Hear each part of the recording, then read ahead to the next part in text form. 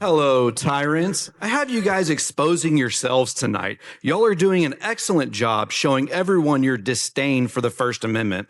Of course, you're reducing the time limit from 5 minutes to 3 minutes. You guys are proving the pressure that I'm applying is working. You guys have no respect for the First Amendment, and you act like we're being disrespectful for saying things you don't like. Nice virtue signaling, Ann, but I wouldn't feel safe having elected officials in America who don't respect the United States Constitution and First Amendment.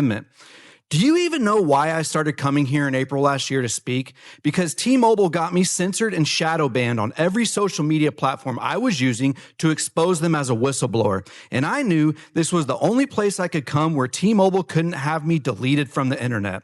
The First Amendment is dying because of tyrants like you all and tyrannical companies like T-Mobile, and tonight you're proving it even more. Mayor Cheney, the last time you talked about ethics and how you're compliant with the law, does that include the time your 18-year-old son hosted a graduation party where underage people were drinking alcohol and doing keg stands in your backyard? Maddie T! Maddie T! Is this your backyard? They're all 18-year-olds, right? None of them are 21. Maddie T! Oh, and then she falls on her face. Bunch of 18-year-olds drinking in your backyard. Let me play, I already played her Snapchat. I found that interesting, especially since someone filed an ethics complaint about it and the city council shut it down.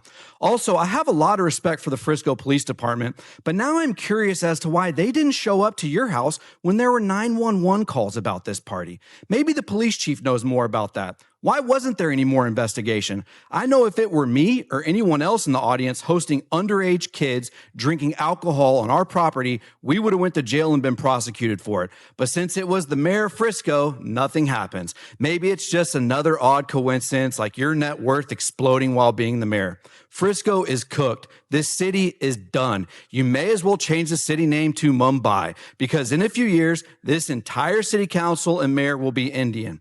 Last meeting helped prove my point. A bunch of woke boomers showed up and virtue signaled while completely not understanding what we're talking about. How many of them do you think reached out to me to try and understand more about what I'm exposing? Not a single one, even though their entire message was built on with communicating with people.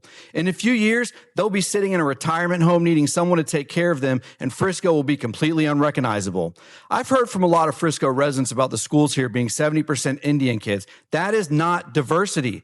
This is an Indian takeover, and the rate it's happening will continue to increase. Over the last few weeks, I visited a lot of companies with H-1B employees registered to them. Do you know what I saw? Ghost offices, empty offices with businesses registered to them, and tons of H-1B employees that were supposed to be there but weren't. You guys want to call me an outside agitator, but I'm a lifelong Dallas Texan, and what's going on with H-1B and the shadiness behind it affects me where I live. People are speaking at the Plano City Council about this issue, the same issue in Prosper, the same issue in Irving. All of you elected officials say it's a federal problem, but I bet if you found me breaking a federal law, your Frisco Police Department would engage the feds to prosecute me. But it's funny how that same mindset doesn't work with H-1B visa fraud. I can promise you right now, you haven't even seen the attention that you're going to get with H-1B and the Indian takeover. There are a lot of journalists with big platforms digging into what's going on, and there's going to be a day when it goes really viral. And just so you guys know, I'm personally being targeted by Indians. Indians are now violating federal law with how they've targeted me with spam calls. My phone rings over 30 times a day when it used to go days or weeks without ringing. And on top of federal law, they're breaking state law with targeted harassment. But I'm sure none of you care because none of you serve your oath to the constitutions.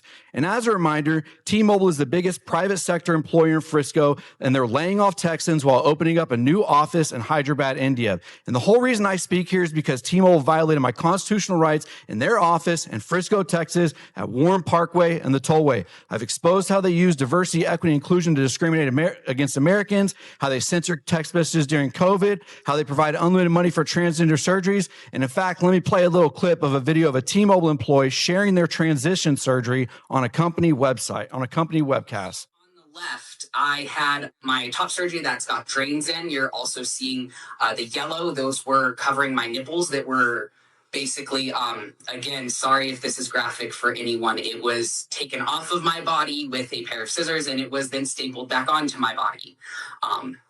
And so with that, they really had to cover it and keep it moist. The drains were because since my body was very used to having fluid go throughout there. This is what you guys support by supporting T-Mobile.